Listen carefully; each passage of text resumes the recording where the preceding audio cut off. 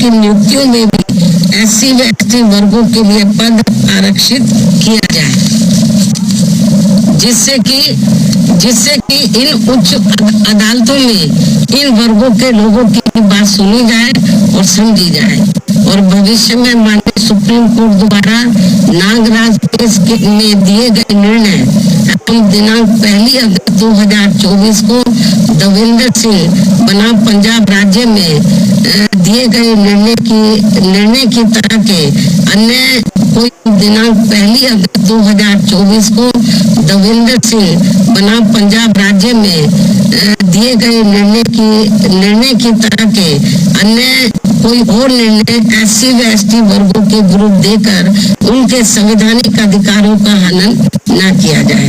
इसके अलावा मेरा सावधानी के तौर पर एससी व एसटी वर्गों के लोगों को ये भी कहना है कि दिनांक 1 अगस्त 2024 को माननीय सुप्रीम कोर्ट के द्वारा एससी व एसटी वर्गों के आरक्षण के मामले में दिए गए निर्णय को लेकर अभी तक भी कांग्रेस पार्टी चुप क्यों बैठी है?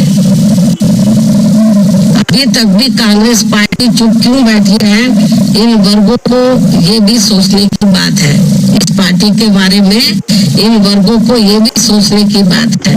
इसके साथ ही जहाँ इस पार्टी के यानी कि कांग्रेस पार्टी की अपनी राज्य सरकारें हैं, तो वहाँ ये पार्टी अभी तक भी अपनी स्थिति क्यों नहीं स्पष्ट कर पा रही है? अर्थात वहाँ भी ये पार्टी चुप क्यों बैठी है? या फिर ये कहे हम इस निर्णय को यानी कि कांग्रेस पार्टी इस निर्णय को ही मानते हैं और इस पर ही अमल करते हैं जो अभी 1 अगस्त 2024 को माननीय सुप्रीम कोर्ट ने दिया है। इसके साथ साथ आम आदमी पार्टी, जिनकी पंजाब व दिल्ली में भी इनकी अपनी सरकार है, ये पार्टी भी इस मामले में अपनी स्थिति स्पष्ट करे कि ये पार्टी इस निर्णय को वहां लागू करेगी या नहीं।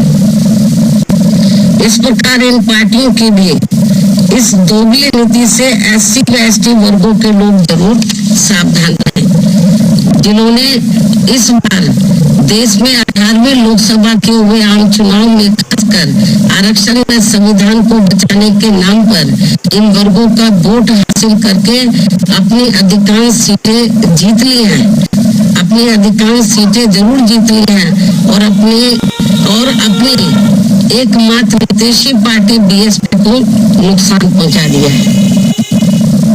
और अब अंत में मेरा इन जैसी अन्य सभी पार्टियों से भी यही अनुरोध है कि वे भी इस देश के करोड़ों एससी व एसटी वर्गों के लोगों के समक्ष निर्णय के मामले में अपनी अपनी पार्टी का स्टैंड जल्दी स्पष्ट करें, ताकि सही स्थिति इन वर्गों के सामने आ सके। बाकी जो पार्टियां चुप बैठी हुई हैं, अपनी स्थिति स्पष्ट करें। चुनाव में तो ये बड़ी बड़ी बातें कर रहे थे संविधान बचाने की, आरक्षण बचाने की। अब ये जो 1 अगस्त को जो अभी रिसेंटली अभी जो निर्णय आया है, उस निर्णय पर तो अब ये संविधान नहीं दिखा रहे किसी को। अभी आरक्षण की बात नहीं कर रहे कांग्रेस पार्टी एंड कंपनी के लोग और भी पार्टियों के लोग, तो अभी नहीं ये संविधान की बात कर रहे, ना इनके आरक्षण की बात कर रहे। तो इसलिए मेरा यही कहना है इन सभी पार्टियों से, चाहे बीजेपी है, कांग्रेस है, केवल आश्वासन देने से बीजेपी की ओर से आश्वासन आया, माननीय प्रधानमंत्री जी द्वारा केवल आश्वासन आया है। आश्वासन से काम नहीं चलेगा। इन लोगों को एससी एसटी वर्गों को जो इस फैसले से, इस निर्णय से नुकसान हो रहा है, तो उस पर वो अपना सही स्टैंड ले। और ये कोई केवल आश्वासन से या गौर करने से, माननीय प्रधानमंत्री ने जो कहा है कि हम गौर करेंगे, आश्वासन दिया, उससे काम नहीं चलेगा। इसका बड़ा भारी नुकसान इन वर्गों के लोगों को हो रहा है। बेहतर तो यही होता कि कल जो इन्होंने 2-3 दिन पहले ही संसद के दोनों सत्र जो इन्होंने अनिश्चित काल के लिए स्थगित कर दिए हैं, बेहतर यही होता कि इसको ये अनिश्चित काल की बजाय तो ये थोड़े समय इसको ये नहीं करते, इसको कंटिन्यू रखते और 5-6 दिन के बाद पूरी तैयारी करके तो ये संशोधन विधेयक को ये पार्लियामेंट में इस मामले को लेकर पार्लियामेंट में संशोधन विधेयक ये लाते, लेकिन नहीं लाए।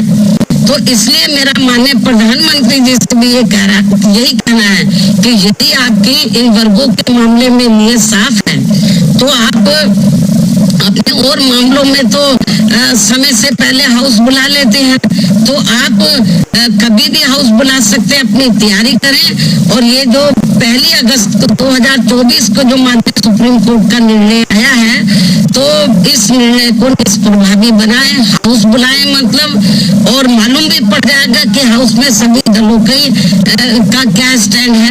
और मुझे क्या लगता है कि ये इनको जल्दी करना चाहिए, ये ठीक नहीं है। वरना जिन राज्यों में अब जल्दी ही विधानसभा के आम चुनाव होने वाले हैं तो इन वर्गों के लोग न बीजेपी को माफ करेंगे, न कांग्रेस को, न अन्य पार्टियों को माफ करेंगे, क्योंकि इन्होंने इस बार जो 18वीं लोकसभा के आम चुनाव हुए हैं उसमें इन वर्गों के लोगों के साथ बड़ा विश्वासघात किया, धोखा दिया है। इनको कहा कि हम संविधान बचाएंगे, आरक्षण आपका खत्म हो जाएगा। अब ये चुप क्यों है?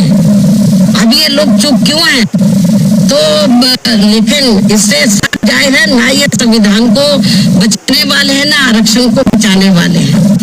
अब ये समझ में नहीं आ रहा आरक्षण को लेकर ये जो संविधान को दिखाते घूम लेते हैं सभी पार्टियों के लोग, अब क्यों नहीं संविधान को दिखाते, अब क्यों नहीं आरक्षण की बात कर रहे हैं कि इनका आरक्षण जो निष्प्रभावी हो गया है तो इसको प्रभावी बनाने के लिए इनको पार्लियामेंट का सत्र जल्दी ही शॉर्ट नोटिस में इनको बुलाना चाहिए और अपनी स्थिति बीजेपी की सरकार को क्लियर करनी चाहिए और बाकी पार्टियों को भी अपना स्टैंड क्लियर करना चाहिए, क्योंकि ये कुछ जरूरी बातें बुलाने के कहने के लिए मैंने आज आप लोगों को तकलीफ दी है।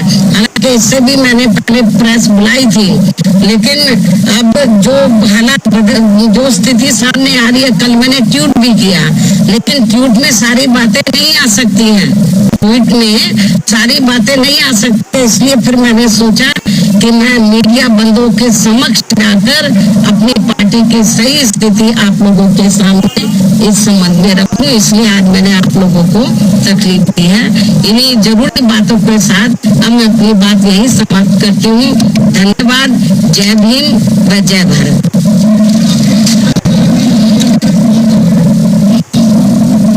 इसका जवाब मैंने दे दिया है।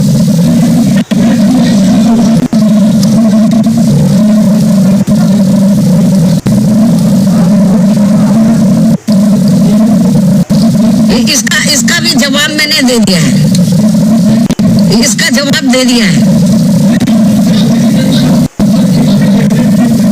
जाति जनगणना को लेकर हमने एक बार नहीं अनेकों बार कहा है कि केंद्र की सरकार की जिम्मेवारी बनती है। काफी बहुत पहले राष्ट्रीय जातीय जनगणना हुई थी देश में, लेकिन वर्षों बीत गए हैं। अब केंद्र की सरकार की जिम्मेदारी